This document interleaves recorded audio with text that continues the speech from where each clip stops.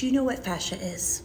Fascia is the spider web connective tissue that is all throughout your body. It holds your muscles to your bones. It is what keeps you snug and tight.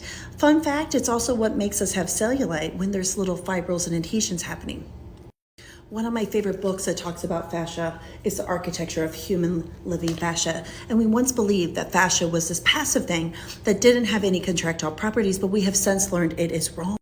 You should care about fascia if you have Achilles tendonitis, if you have a frozen shoulder, if you have plantar fasciitis, if you're postpartum, if you have EDS, if you have widespread pain, if you have fibromyalgia. If you are human, you should care that you have fascia, just to let you know it is one of the most misunderstood pieces of your body. It has a very elaborate microconstruction, and within those little bits of fascia, that spider webby stuff, you have water-loving molecules. Now women, I take care of women. As estrogen leaves the party, as our estrogen changes, that estrogen-loving molecule loves water and helps keep all our tissues plump. Every woman knows that as she ages, her skin becomes drier, her hair becomes drier, all tissues become drier. So estrogen also helps us keep healthy tissues and fascia. It's not really shocking that frozen shoulder happens in women that are perimenopausal or postmenopausal, but you get where I'm going with this. So let's say you have Achilles tendonitis. That tendon is not moving through that fascial sheath. Anytime fascia doesn't allow our tissues to move slowly, succinctly, easily, we're going to have pain. Now fascia gives us form. It gives us the form that gives us our shape. So when you're getting toned and getting in shape, you're really toning your fascia. So there's no empty spaces in the body, and the fascia fills in all over. If there is a trauma that happens to your body, your fascia constricts to protect you, protect those blood vessels, and it protects you from bleeding out. Fascia is all over, all encompassing. It is surrounding the muscles, the bone. It's pretty cool. So because of fascia filling in every single space, nothing lives in isolation like you think. One muscle does not work all by itself. It moves in conjunction with others. The fascial network is so complex, it actually transfers pain to your brain faster than your nervous system. So your fascia not only keeps you together, but transmits pain to your brain. You know that fascia can, with time though, sag. So you know aging takes a hold, and those elastic properties, well, they're not so elastic. And so the breasts drop, the face drops. So if we can work on keeping those fascial structures supported, we have less droop. So the fibers that support the breast with time droop because they lose those intrinsic properties that keep it stiff. So as we age, our body loses those fibrils and we lose that dynamic ability to spring back to our previous position.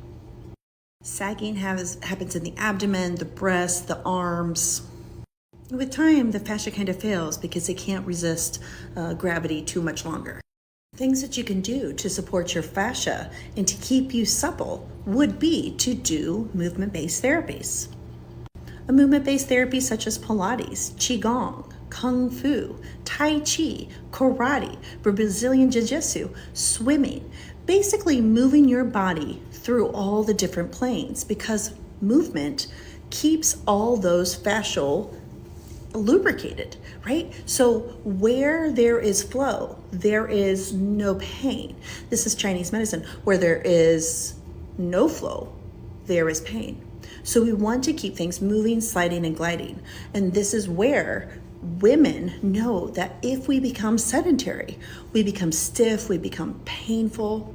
We don't want that. What we want is to support our fascia. So people who do yoga, they work on these long, lean lines. People that are swimming, long, lean lines, moving through all the different planes. Sometimes runners have massive fascial restrictions because they're only in one plane. Does that make sense?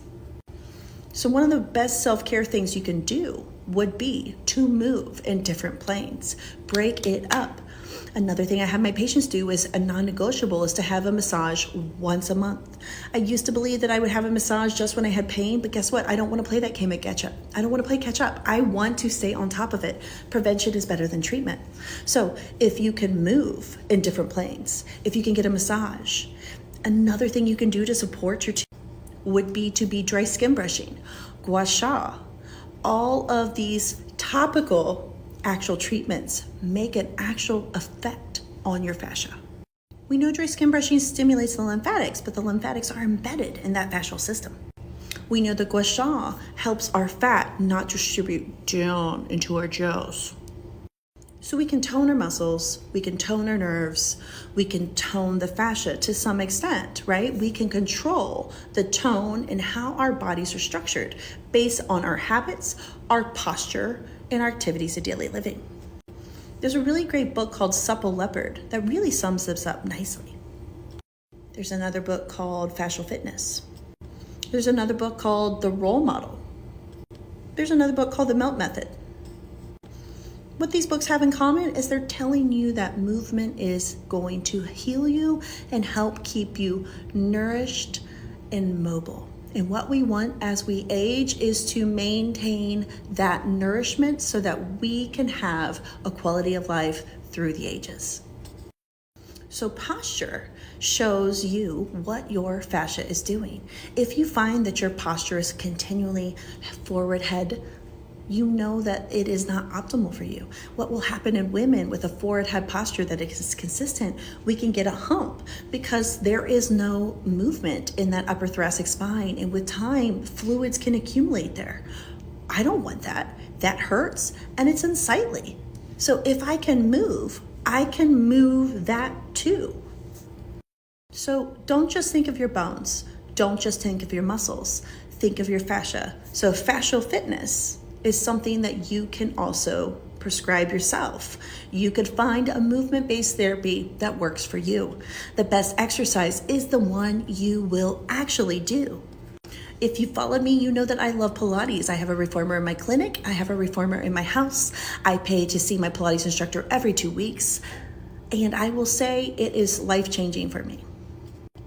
When I go to see my Pilates instructor, I tell her the areas that I am feeling stiff, and she looks at me and we together work to get movement in those areas. And guess what? If you consistently look for areas of stiffness and you consistently address it, nothing gets too far out of hand. Think of your house. I've been working for 14 days straight doing work and research, and my house is a mess because I haven't been able to keep up. I think our bodies are no different. Now listen, if you think you are too far gone for change, that's not true. You're never too far gone to make change. The body is constantly remodeling. So if you want to make change, let's make a plan. So a plan can look like something like this: going outside and walking, moving. We could start a simple stretching plan. You can look on my page, you could scroll TikTok, you could do a 10-minute yoga. Swimming helps most of my people that have collagen disorders and chronic pain because gravity is eliminated and the water supports them. But oftentimes I hear that people feel too ashamed to go into that gym to get to the pool. If you want to try an exercise video and you can only do 5 minutes, at least you tried.